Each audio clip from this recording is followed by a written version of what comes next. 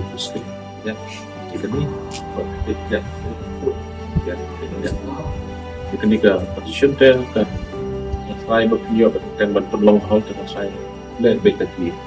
position bertolong berkeliap plywood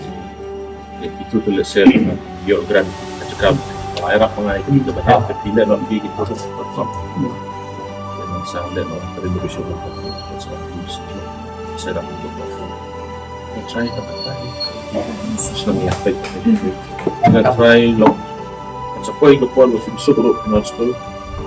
tidak kali mengilang pelan mahamat Nabi Surok dan Jingtip